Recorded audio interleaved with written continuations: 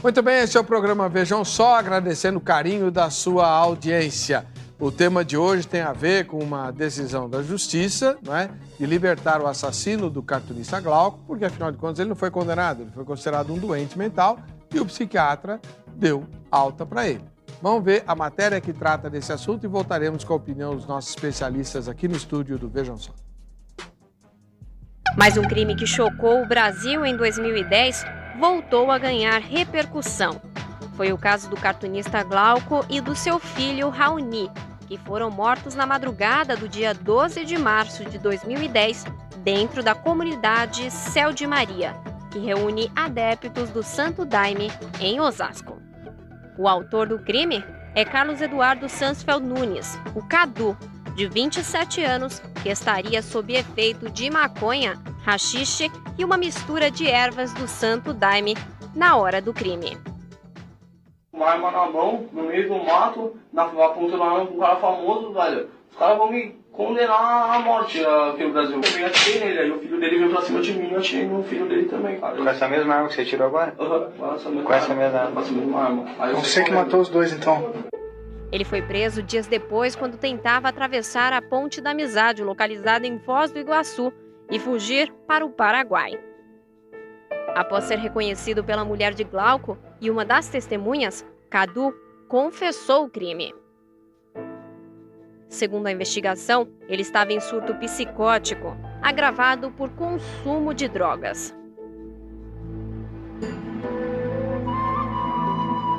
Mas a história não parou por aí. No mês passado, a Justiça determinou que Cadu deve receber alta da clínica psiquiátrica onde estava internado em Goiânia. Cadu foi diagnosticado como portador de esquizofrenia paranoide e passará a fazer tratamento ambulatorial em casa. Segundo a Justiça, ele foi declarado inimputável, ou seja, ele não pode responder criminalmente pelos seus atos e deveria, a princípio, passar 3 anos no manicômio judiciário, sendo avaliado periodicamente. A viúva de Glauco, Beatriz Galvão, considerou a soltura de Cadu um absurdo. Ela disse que ficou sabendo da notícia pela imprensa e que a família sequer foi informada da decisão judicial. O assassino de Glauco será libertado. Loucos podem matar impunemente? Este é o tema do Vejam Só desta noite. Muito bem. Doutor Rui Alberto Leme Cavalheiro, desembargador do Tribunal de Justiça de São Paulo, entre várias outras atribuições, professor de Direito e tal. Doutor Rui, o senhor é um dos juízes que eu conheci aqui no programa Vejam Só, dos mais ponderados e mais humanos, né? O senhor sempre olha os dois lados da questão. A sociedade não tende a se sentir desprotegida diante de situações como essa? Sim, a sociedade ela fica muito desprotegida, principalmente essa questão que a viúva levantou. A família não foi informada da soltura. É uma sensação, às vezes, de desconsolo, porque a partir do momento em que se instaura o processo penal, a vítima ou os familiares da vítima, eles são assistentes. Eles não têm que opinar. A manifestação é de acordo com a prova dos autos. Uhum. Nesse caso, a reportagem já trouxe alguma informação no sentido de que ele estava sob o efeito de drogas. Isso. Então, ele tinha um problema. Também não sabemos, o doutor vai explicar melhor, se a esquizofrenia tem alguma coisa a ver com o uso de drogas.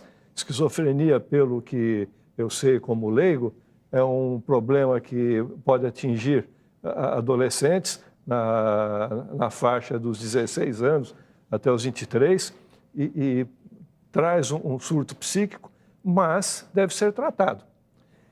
Infelizmente, no Brasil, nós não temos o costume de prestigiar a saúde mental. Isso é uma lástima. As pessoas não pensam em saúde mental. Pequenos problemas que são detectados em jovens, pessoas de meia idade ou de já idosos, nada de problema mental, porque isso aqui é uma vergonha. A família acha que é sempre vergonha. Daí, nós também, como leigo, as informações que nós temos de que tudo que tem de avanço em saúde mental ultimamente vem da Argentina. O pessoal brinca que na Argentina tem um psicólogo por quarteirão. E eu costumo dizer que realmente com tango como música nacional, o pessoal só pode ser deprimido mesmo. Eles têm que se cuidar. Mas, na verdade, eles se preocupam com a saúde mental. Enquanto que aqui no Brasil, nossa, meu filho não é louco, meu marido não é louco, minha mulher não é louca, meu irmão não é louco. Não é que, mesmo aqui no programa, loucos podem matar impunemente. Louco é uma palavra gravosa, é uma coisa problemática. Talvez, se para o final do programa pudesse mudar, pessoas com problemas mentais podem matar livremente, a coisa ficaria mais simpática, porque o louco não é simpático. O louco não é alguém que seja bacana, alguém que a gente esteja perto. Então, ninguém se trata. Não há por que tratar. E todo mundo é normal. E o que é descuidar de alguém? É não dar atenção e aquele problema evoluir de uma forma negativa, de uma forma perigosa. A sociedade é a principal vítima? Sim, a sociedade é a principal vítima. De todos esses casos, de pessoas que não conseguem se controlar por um problema mental, por uma compulsão, por um determinado ato, e o que está muito em moda agora, compulsão para o consumo de bebida alcoólica. Isso é problemático também. Mas chegue para uma pessoa dessas e tente dizer, você tem que buscar apoio. Nossa, vergonha, que é isso? Sou super normal. Só porque eu enchi a cara, estava dirigindo 160 por hora, ou porque eu gosto de atitudes sexuais com crianças, com menores de idade, ou porque eu tenho prazer na dor dos outros. Nossa, se falar que ele tem um problema mental, vai ser mal interpretado e vai ser rejeitado. Entendi. Infelizmente, a sociedade também precisa ver que ela precisa encaminhar os seus filhos, seus pais, seus parentes próximos e muitas vezes amigos. Muitas vezes amigos. O senhor abordou aqui uma questão crucial, que já é até cultural. Existe, de fato, um preconceito contra a doença mental e contra os que tratam deles. Psiquiatra nunca é visto assim. Fulano de tal é psiquiatra. A gente já fica meio, né? Não é assim? Pastor, então, eu fico muito feliz do nosso jurista aqui, doutor Cavalheiro, ter essa ideia e defender a tese que no Brasil a doença mental é muito pouco reconhecida e ainda muito carregada de preconceitos. E que nós temos uma deficiência na rede de atendimento, tanto básico como de alta complexidade, muito grande, e principalmente uma omissão enorme para o tratamento de doença mental, também onde se inclui a dependência química, como nós vimos as pesquisas recentes aí, de aproximadamente 370 mil dependentes de crack, e a maioria absoluta sem o tratamento adequado. Então, isso é muito importante para entendermos que a doença mental, uma discussão que fica incompleta, pastor, é o seguinte: não se está discutindo do indivíduo que, com ausência de doença mental, comete crimes bárbaros e que é solto e continua com risco para a sociedade. Enquanto que o doente mental, que recebe o tratamento diferenciado, que é o tratamento médico, a internação, que volta à sociedade.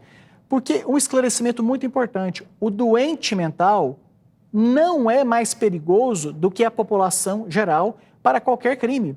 Então, não é o fato de portar, de apresentar, de ter uma doença mental que torna o indivíduo comparativamente com maior risco para a sociedade. Com observação, quando o portador de doença mental, por exemplo, a esquizofrenia, em uso de álcool e drogas, aí sim ele fica comparativamente com maior risco de agressividade ou de qualquer outro crime em relação à população geral. Então, foi o que nós vimos na matéria, não é? O Cadu, ele era conhecido da família, ele frequentava o lugar, provavelmente ele era um assistido, né? Já que ele tinha problemas e esquizofrenia e tal.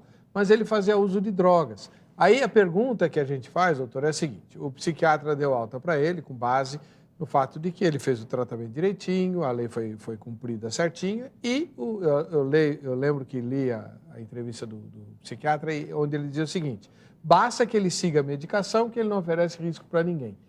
Quem que vai garantir que ele vai tomar a medicação certa e não vai voltar a fumar maconha ou usar drogas como ele fez no dia em que ele matou aqueles 2 homens de bem? Há uma parte boa e uma parte ruim, pastor. A parte boa é que, felizmente, os tratamentos da psiquiatria ficaram mais efetivos. Por exemplo, no caso específico da esquizofrenia, que é uma doença que o indivíduo tem um prejuízo na sua capacidade mental de entender o que está fazendo. Existe tratamento que melhora bastante esses sintomas, a ponto da pessoa voltar a ter um entendimento razoável da realidade.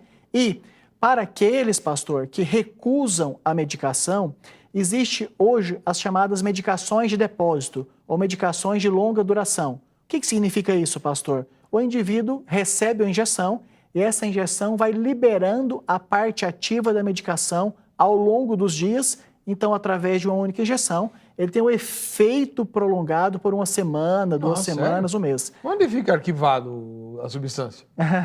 Então, é a chamada medicação LA, de longa ação e depósito, ou seja, ele é feito na forma de injeção intramuscular, não é na veia, e os músculos vão distribuindo a parte ativa de maneira progressiva. Então, essa é a parte boa.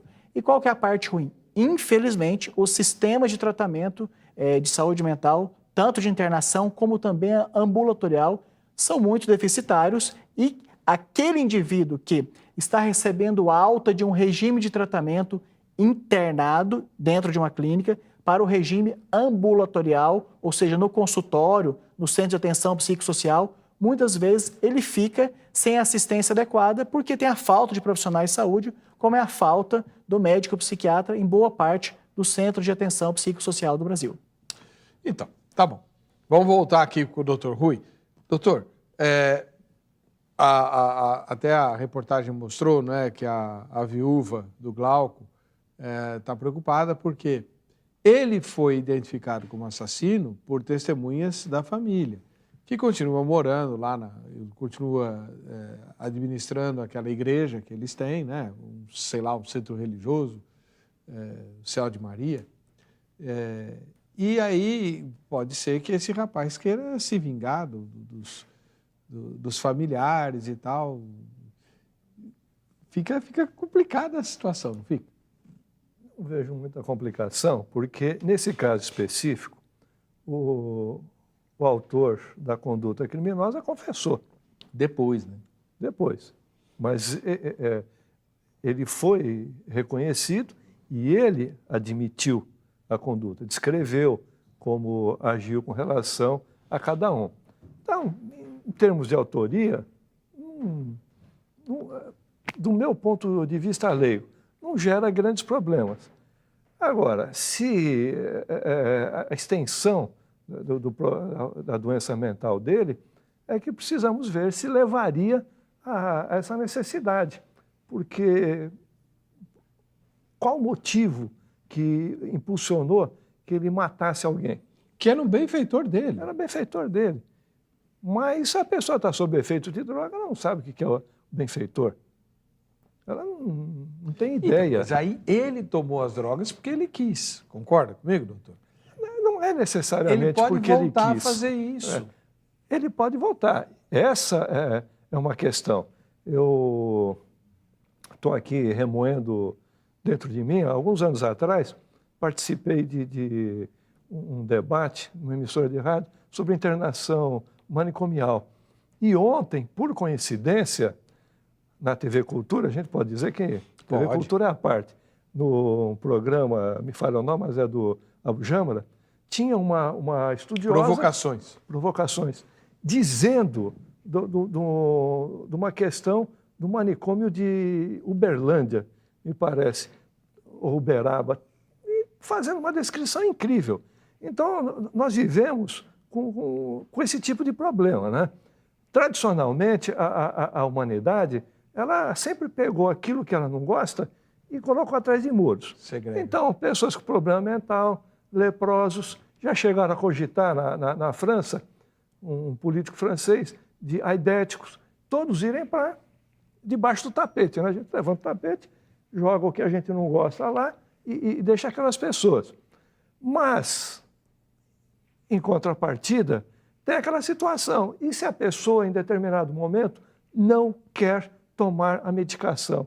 Vai ter alguém que fique acompanhando-a, um familiar, alguém próximo dela. Então, nós temos que ter essa junção. O manicômio pode ser desagradável, pode ser que o tratamento ambulatorial seja suficiente, mas e se em determinado momento inverte a situação? Ainda mais alguém que usou drogas. Me parece que o problema de se retirar a droga da pessoa não é só a limpeza do corpo. O fulano diz, estou limpo, faz tanto tempo que eu não uso droga. Mas se ele foi levado à droga, é porque em determinado momento ele estava insuficiente. E se essa insuficiência se repetir? E eu digo mais, nesse tempo todo, como juiz, como cidadão observando, eu só vi uma situação em que a pessoa sai da droga e não quer voltar. São aqueles que se convertem para as igrejas evangélicas, para as igrejas pentecostais. Essas igrejas, elas têm uma condição de preencher o vazio daquela pessoa e fazer com que ele não volte mais. É a transformação da alma, né? Transformação da alma. Preenche. Então, esses não voltam. E olhe que desde 1972, quando eu comecei a observar igrejas e acompanhar, eu tenho visitado várias, o senhor sabe disso. Sim. Eu visito, vou às igrejas. Então, precisa preencher, precisa dar um motivo para que ele, o usuário de droga, não volte. Preenche o vazio interior, a pessoa deixa de ficar necessitada da droga. Né? É o valor da conversão religiosa. Né? Agora, doutor Eude, o senhor é a favor desse movimento anti-manicomia? O senhor entendeu? Pastor, hoje nós temos um problema tão grave da deshospitalização, da falta de leitos para internação psiquiátrica no Brasil inteiro. Então, quem tem familiares portadores de doença mental vive isso no dia a dia, essa dificuldade de internação. Então, hoje eu acho que nós estamos muito mais para fazermos um movimento pró-manicomial. Não com o termo manicômio, que já é pejorativo, destrutivo por si só, mas da necessidade de aumento de leitos para tratamento de pacientes portadores de doença mental e dependência química. Até porque, pastor, boa parte desses dependentes químicos de crack que estão vagando pelas ruas, que as pesquisas mostraram aí 370 mil, uma parte significativa deles não terão condição de receber um tratamento adequado apenas ambulatorialmente, apenas no centro de atenção psicossocial. Terão necessariamente que ser internados. Até porque crack, como as outras drogas, também desencadeiam sintomas psicóticos, ou seja, sintomas de perda de entendimento da realidade correspondente à esquizofrenia.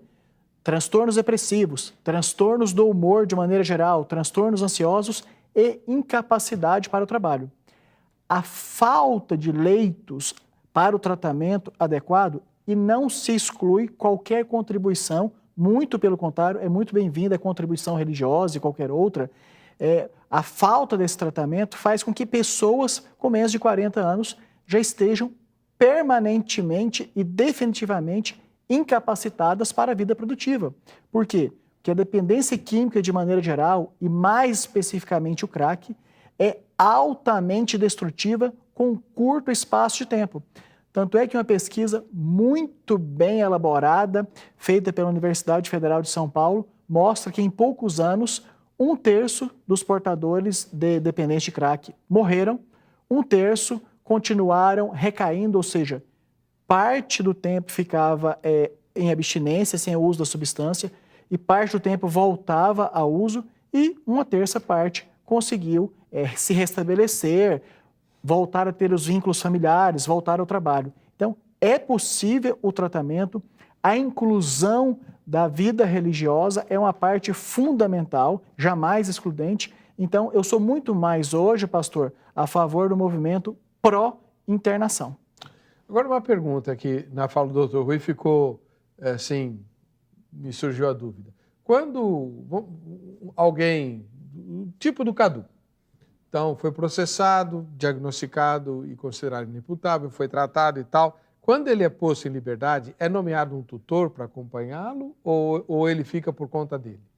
Essa é uma decisão judicial. É o juiz que decide? E geralmente, na maioria dos casos que eu vejo e acompanho, não há essa nomeação. Até porque, pastor, nós temos que entender que o perito, porque o senhor falou repetidamente da questão do psiquiatra ter dado alta. Então, o psiquiatra que faz o acompanhamento clínico, que prescreve a medicação, que discute o tratamento com o psicólogo, com o assistente social, com o enfermeiro e com os demais profissionais, ele indica que, em função daquela melhora, já tem condições e relata de seguir o tratamento fora do ambiente internado. Mas quem vai opinar para a confiança do juiz, se tem, de fato, essa condição, através de opinião neutra, é o perito, que é um outro médico, e nesse caso, dá-se alta do sistema de internação quando já ficou determinado que há condições de seguir o tratamento fora do ambiente. Então, tudo bem, até eu entendi. O médico está fazendo o trabalho dele.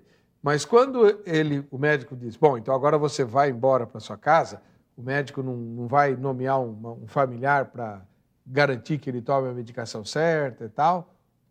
No caso específico do Cadu, tem alguém que toma conta dele? Porque ele já teve problemas no passado. Ele já matou 2 pessoas que cuidavam dele, que o ajudavam. Por quê? Porque ele tinha tomado droga, fumado maconha e tal, e ele é esquizofrênico. O resultado, 2 mortes. Né? Essa indicação de tudo aquilo, das possibilidades, das necessidades, as indicações de como deve ser o tratamento fora do ambiente fechado, isso o médico perito sugere, levando em consideração o que o médico assistente falou, mas quem vai dar essa decisão final é o magistrado, é o juiz. E agora, pastor, o que eu fico muito preocupado é o seguinte, quantos % das pessoas que estão reeducandos, que estão no sistema carcerário e que saem por decisão judicial, por julgamento, e que voltam a cometer crimes? Quase todos. Não sei, eu só quero levantar a reflexão que, dentre os portadores de doença mental, eu posso mostrar para o senhor, quero relatar para o senhor, que não é a maioria que volta a cometer crimes. Porque, na verdade, nós estamos aqui fazendo um viés e levando em consideração que apenas o portador de doença mental que recebeu o tratamento em função de ter cometido um crime sai e tem um risco de voltar a cometer crime. A grande pergunta que eu estou percebendo é se tem risco de voltar a cometer. Tem, pastor. Só porque não é um risco maior do que de outras pessoas que estão na convivência do dia a dia. A grande detalhe que eu quero deixar claro para o senhor, pastor, que quem apresenta qualquer adoecimento mental não tem mais risco de crime do que as outras pessoas sem o adoecimento mental, a menos que, além da doença mental, também use drogas. Porque fica parecendo que ser portador de doença mental automaticamente remete a um maior risco para a sociedade. E não, pastor. Apresentar doença mental só torna o indivíduo comparativamente mais perigoso do que as outras pessoas sem doença mental, se em uso de drogas. O senhor abordou um tema aqui que, obviamente, é complicadíssimo, né? Porque o nosso sistema penitenciário não reeduca as pessoas e, por conta de uma série de fatores, inclusive da superlotação dos presídios, eles acabam saindo da cadeia antes do cumprimento da pena total, não é isso? E boa parte deles, por conta do próprio sistema carcerário, voltam à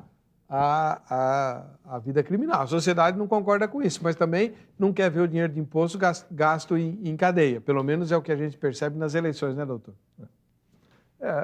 A situação é muito complexa, né?